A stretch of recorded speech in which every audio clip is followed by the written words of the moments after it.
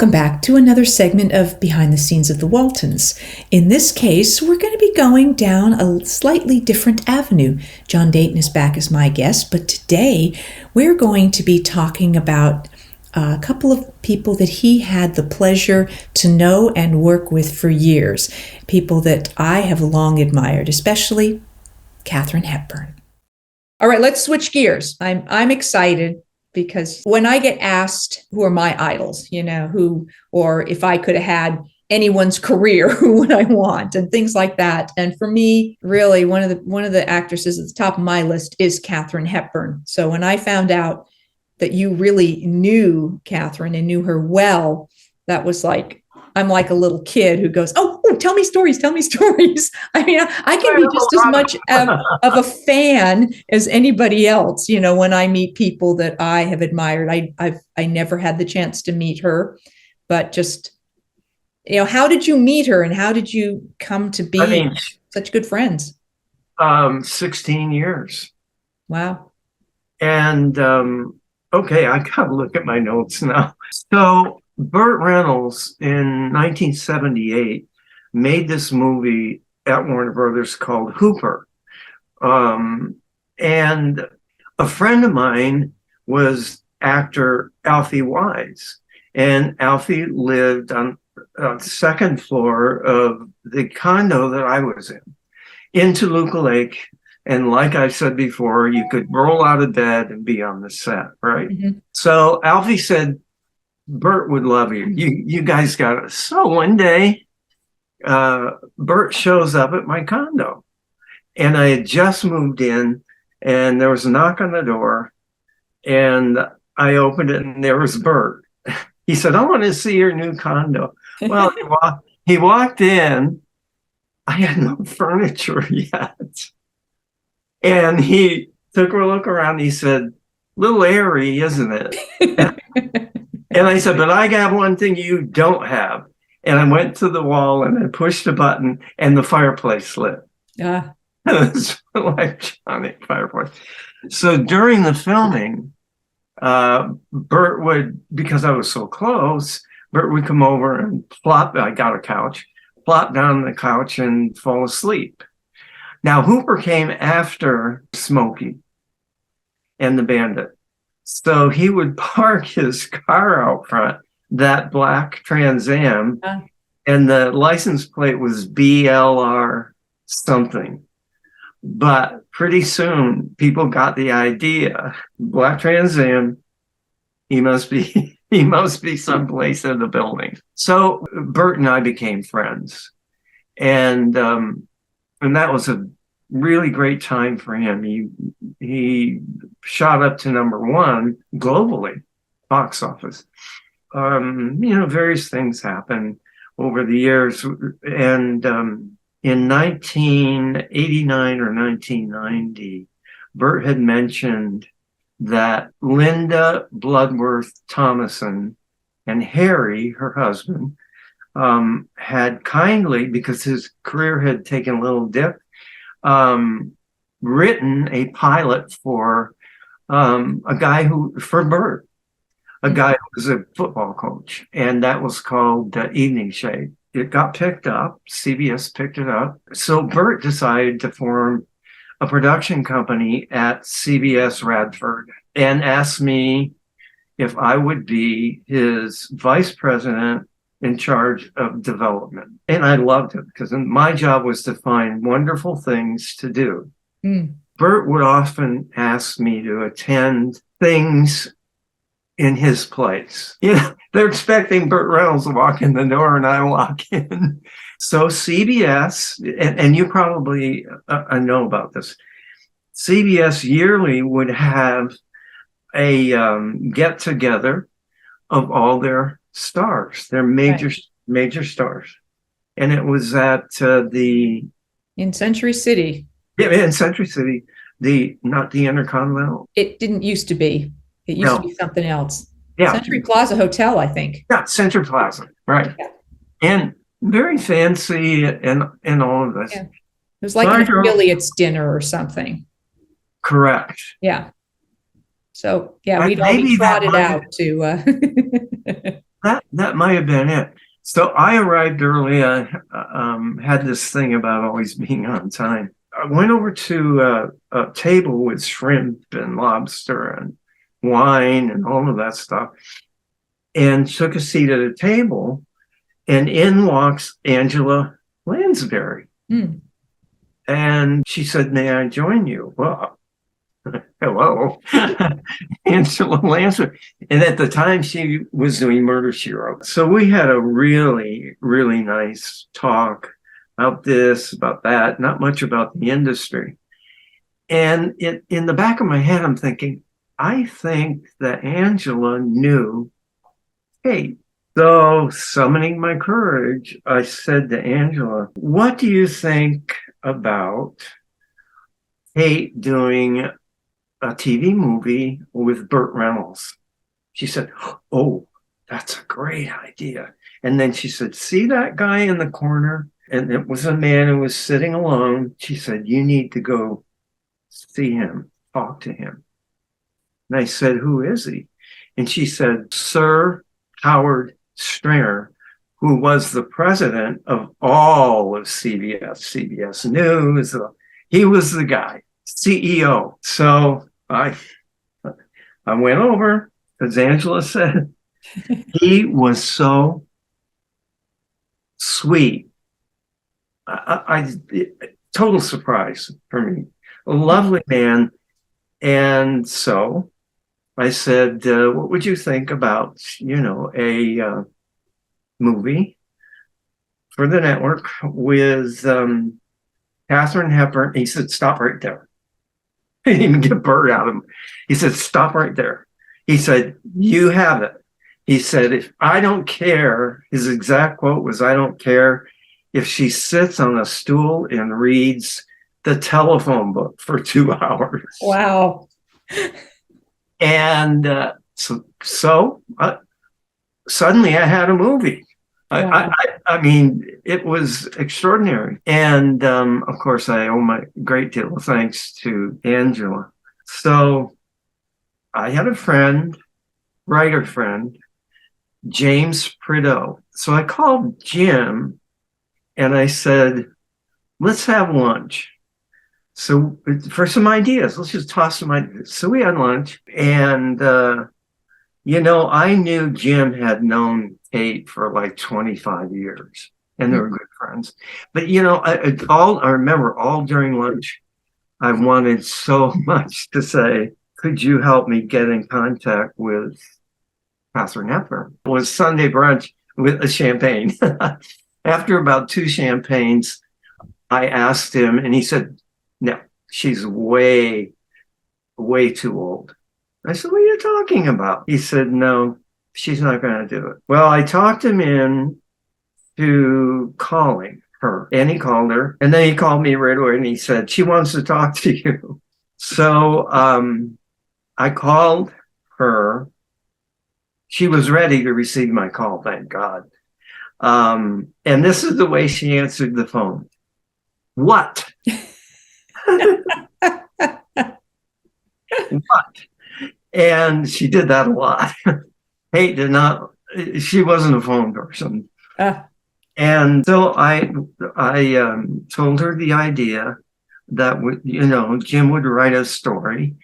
And her favorite director, I had already called him, George Shaffer. And George said, "I'd love to do it." So Kate said no. She had a broken ankle, a severed ankle, where she had run her car head on into a telephone pole. And she said to me, "The pole hit the car. I didn't hit the pole." And she was hurt really bad, and so was her assistant, Phyllis. And she was getting arthritis and all these crazy things that happen to all of us as we, get older. I said, "Kate, I know you can do this." And I said, "I'm going to come see you." And she said, "When?" And I said, "Day after tomorrow." I just said, "Day after tomorrow." So now the first time I met her, okay, we had, oh my God, it was freezing cold. I stayed at the plaza, and I had a meeting I was to be at her townhouse at 10:30.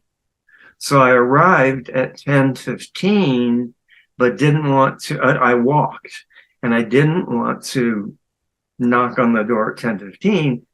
So I walked around over to 3rd Avenue and just kind of moseyed and went back. And exactly at 10:30, I knocked on the door, and Phyllis Wilborn, who had been with Kate since about 1955, I believe. She had been the assistant to Constance Collier. And when Constance Collier, according to Kate, this is what happened. When Constance died, Kate said, everybody in Hollywood wanted her. Everybody. But I got her. But I got her. So Phyllis answered the door. I always referred to her as like a little tiny bird. She was British. She was so thin and kind of like a hummingbird. She did everything for Kate. Her entire life was Kate. So she said, and now I've got heavy coat on. I've got a sweater. I've got a shirt under there, undershirt. I mean, from California, and I come in, it's ice on the streets, and I was really cold. So she said, Miss Hepburn's upstairs waiting for you. I thought, waiting? I'm here on time. So I went to the top of the stairs, and I said, Miss Hepburn, it's so wonderful to meet you face to face. The first thing she said was, call me Kate. Oh, call me Kate. I had pre-ordered. Jim, the writer, had said she doesn't like roses. She calls them a haughty flower. So I got her. There was a little place on 3rd Avenue, where the flowers were all fresh and spectacular. So I ordered those. So when I got there, she went and sat down on the chair. She had my flowers on a table right next to her, which I thought was really sweet. And she put her right leg up on the ottoman and thanked me for the Callas and the Stargaters. And immediately said, the speech. The calla lilies are in bloom again. The calla lilies are in bloom. Perfect. The whole thing. And it just melted my heart. It just melted my heart. And she said to me, you sit here. She had a white sofa that was right next to her so she could touch me. She says, this is where you'll be sitting, and take off that idiotic jacket and tie. This isn't the Waldorf. So I took off my jacket, took off the tie, took off the sweater, and put them next to me on the sofa. And she said, don't put them there. I mean, it was like, don't put them there. She said, that's idiotic, one of her favorite words. Place them out of sight on the chair in the hallway. And I did just that. And then she said to me, thank you for coming, because Dad always taught me that if someone is earnest about discussing something important with you, they will come to you. And I had done that. I had arranged to do that in 2 days. And she said, thank you. So she was thrilled that I had done that. And boy, that was a lesson I learned, for 16 years. Phones are okay. And she would call me, but being there, I needed to be there, was what was going to make this movie work. So that's how I met her. Wow. I had arranged for Jim, the writer, to come by after an hour or so that I was there. And he came in, and of course, it was great because they were such good friends. And Jim wanted to go over the script or the outline that he had for her. So he did, and I could see her looking around, and I don't think she was interested at all. And she said to Jim, I was embarrassed, "You can go. Just go." She said, John's staying for lunch. So stayed for lunch. And Nora, God bless Nora Moore, her cook, housekeeper, you name it, prepared a lovely lunch for Phyllis and me and Kate. And Kate, this is the way Kate ate. She ate off a TV tray. I can never recall us ever sitting at a table, at a dining room table. And to this day, I eat on the tray. And we had a wonderful lunch and talked about all sorts of stuff, nothing about the movie, about her parents. And she asked me about my parents and siblings, and so we had coffee and ice cream, and then she said, "Let's go." And Jimmy Davis, her driver, drove us over to Central Park. And on the way, she's saying to me, "Oh, it's just not the same, and you used to be able to park there, and it's just not the same anymore." So Jimmy had found a place within the park where he could hide with the car. So Kate and I got out, and there was a trail. We didn't take that trail. She went to the left, and I mean, right into the trees. Wow. Over rocks, I mean, through bushes. And looking at flowers, looking at flowers. And it was a good hike. And I got to tell you, it was hard for me, but she was 84, and complaining Just to the me. ankle was okay.